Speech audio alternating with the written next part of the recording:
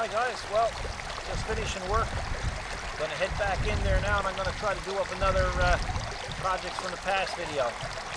The last one I tried to squeeze this particular part in and I couldn't get it in. It just ran out of time. So what I'm gonna do, this one's gonna be on the BX1800 Kubota and how I turned it into a ice resurfacer. I did it for a friend of mine who's an engineer slash customer.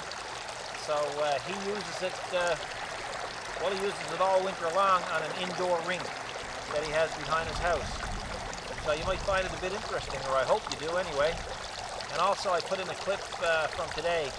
Kathy snuck out in the shop again, caught me doing some welding. So give you a little snippet of that, let you see how that turned out. So let's head on in and throw this video back together and see what happens.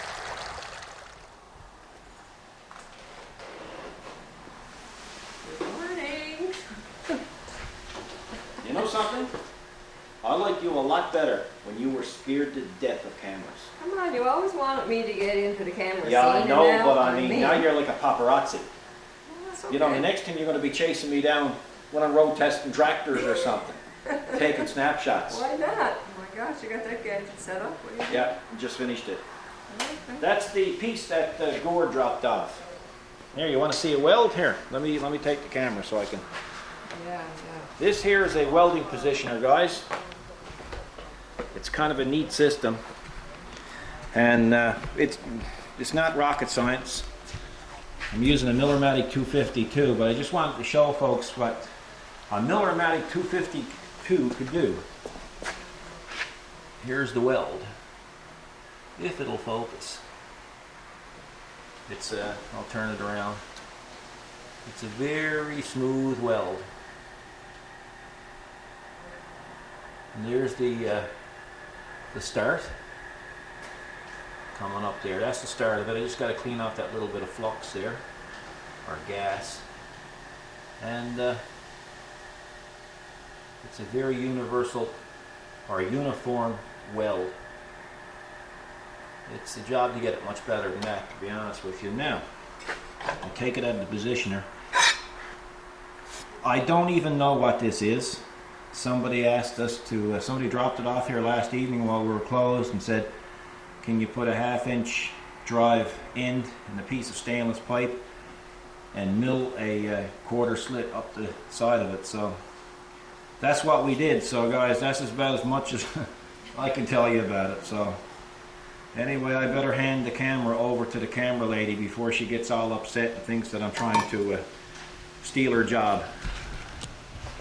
Cute. So what we'll do is we'll just throw this in the next video, probably on the little Kubota video that we're going to do. So one day a friend of mine who happens to be an engineer came to me and said, Paul, I'm building a skating rink or a hockey rink for my son. It's going to be an indoor version of a skating rink or a hockey rink, and I'm going to need an ice resurfacer. So he asked me if I could take a Honda quad bike and turn it into an ice resurfacer. And I said, well, I don't think that's going to really work that well. We have no way of lifting the resurfacer. We have no way of powering the equipment on the resurfacer. And the bike would be too light. But I said, leave it with me. I'll see if I can come up with a solution. So basically what I did is I found a used BX1800 Kubota. It had 3,000 hours on it, and it was used for hauling luggage out to an aircraft in a community about 6 or 7 hours from where we live. So I purchased that, and I brought it home, and I put it on the motorcycle lift, and I proceeded to strip it down. So what you're going to see in the next few frames, and even a small video on it, you're going to actually see how I did it and what I had to do to make it work on this Kubota BX. I used the Kubota BX because of their reputation of being a very durable, reliable tractor.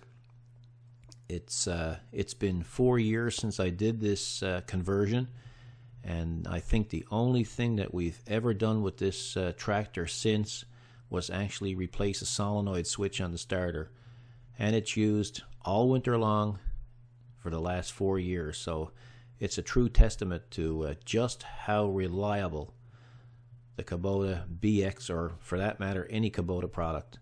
So let's continue on now and have a look and see what it took to make this happen. Well, this next clip, you'll notice that we have some of the Tupperware or the casings removed from the tractor. You'll also notice there's a bracket there on the bike ramp, and that's what I hang the suitcase weights on.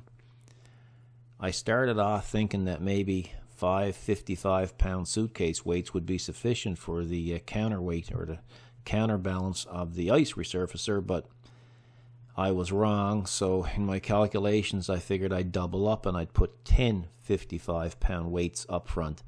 Of course, that meant that I had to modify the bracket for the front, and that's what I did. The intentions here was to make this thing functional, not pretty. It's not often I get the chance to do something and not have to have it pretty. So I was instructed, it don't need to look good, Paul. It just needs to be working well and reliable. So that was my goal, and that's what I was reaching for. So let's move on to the next clip. So this is what the bracket looked like with just the 5 suitcase weights on it. So then I had to make an adapter and weld it to the old plate so it could accommodate 5 more suitcase weights. So this is basically what it looked like. Well, it sure is a lot of weight for a little BX1800, but I'll tell you, it's definitely going to need it. When you see the ice resurfacer that's going to go on the back of this thing, you're going to wonder how the thing lugged it at all. But no, it handled the weight quite well. It's just a testament to how strong the front end and the frame and the front axles are on these little BX tractors. Again, you know, this has been 4 years, and it's traveled up and down the road when it got to come back for regular service, and there's never been an issue with the front end. It's just a really reliable, tough little machine, and you got to respect it for that. Well, just as I got the front counterweight situation straightened out, and I'm happy with it, the ice resurfacer showed up.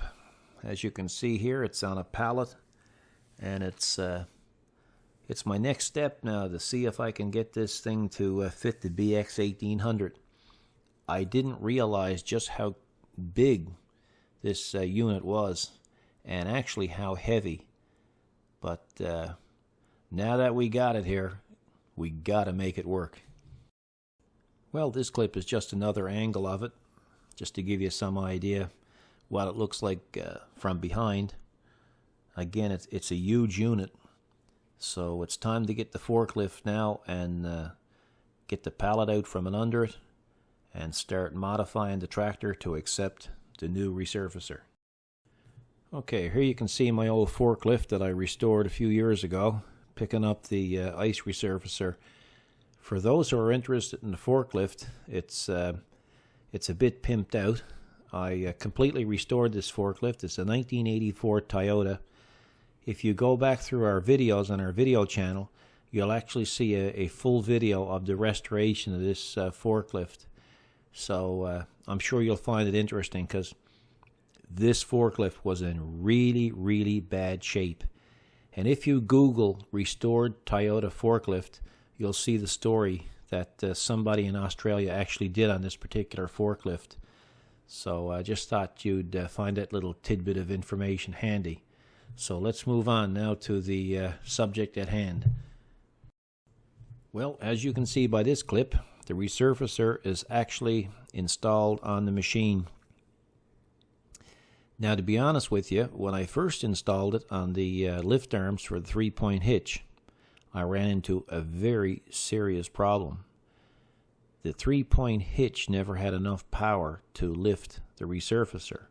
Now, you have to remember, this resurfacer at this particular point in time never even had any water in it, and it had no snow in it.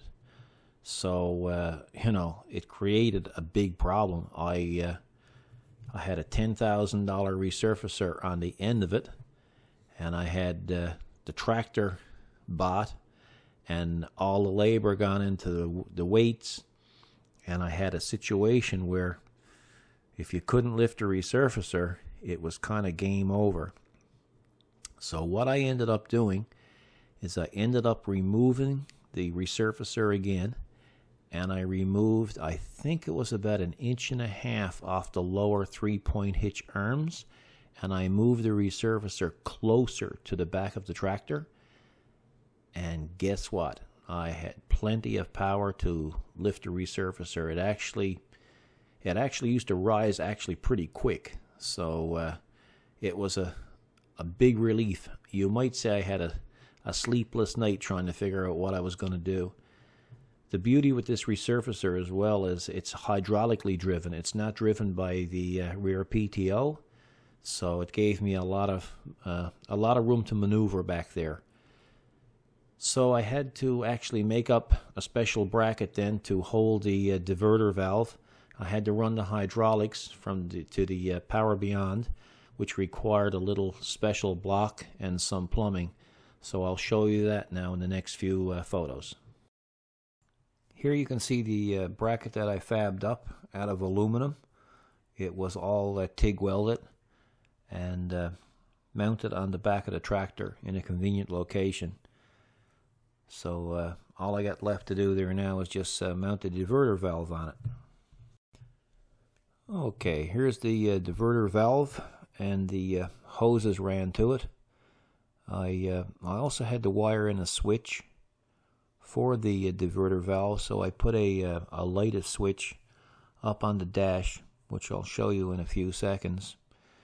The diverter valve is there to, once turned on, it puts hydraulic pressure out to the hydraulic motor that runs the augers for the resurfacer. It's a really neat system.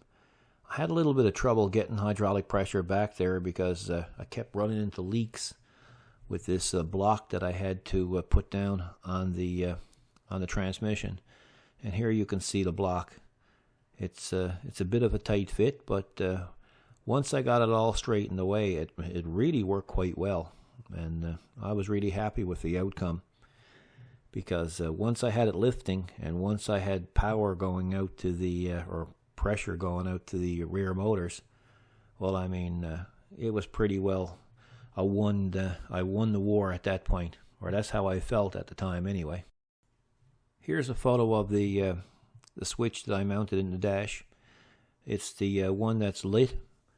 So when the light is on in the switch, of course the augers are turning, and you need to have it that way. It's a nice tidy install in my opinion. Never had a lot of room, but I barely got the switch to work in there. So the customer was quite happy with the way it looked, and of course I was as well.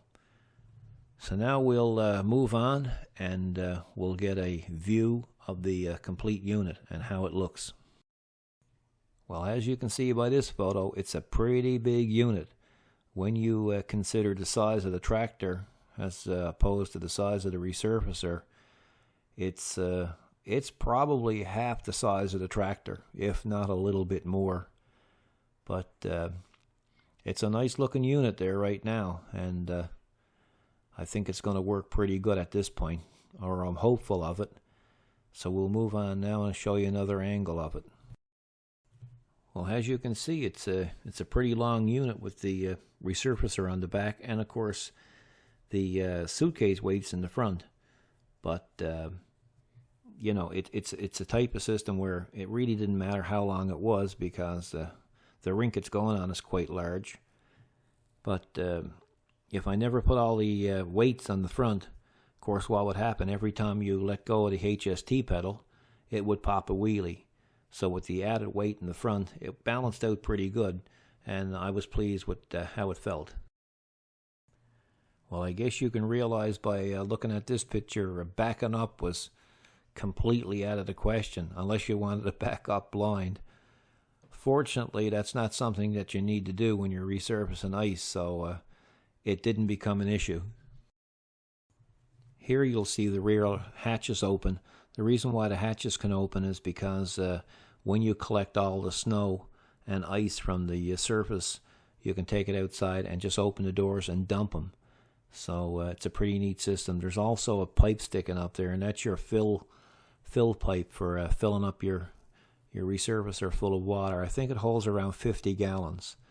So I did find a small video clip of the thing working, so let's head on over. We'll attach the clip and I'll show you what it ran like.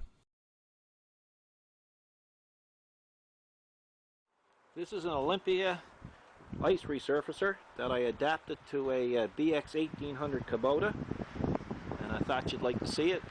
It's a pretty slick system, hooks up to the 3-point hitch, and it scrapes the ice, brings the snow up through these paddles and puts it in the hopper, and then you can open up this and dump your snow out on both sides. Also has a water tank as well. You fill the water through here and you can spread the water on the ice.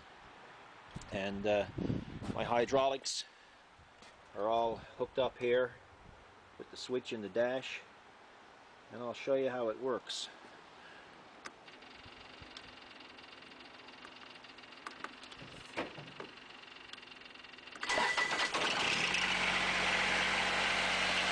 Okay, I'll turn on the switch.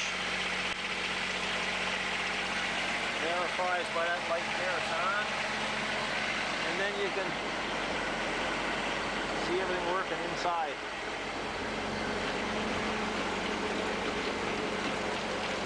There's the paddles, so it brings the snow up to the hopper.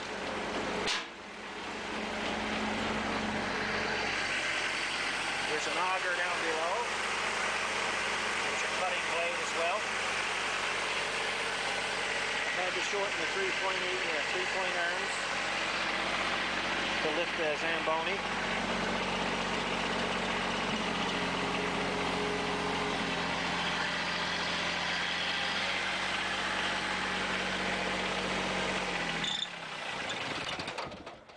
Anyway, it's a pretty slick system. All we got to do now is try it and hope it works.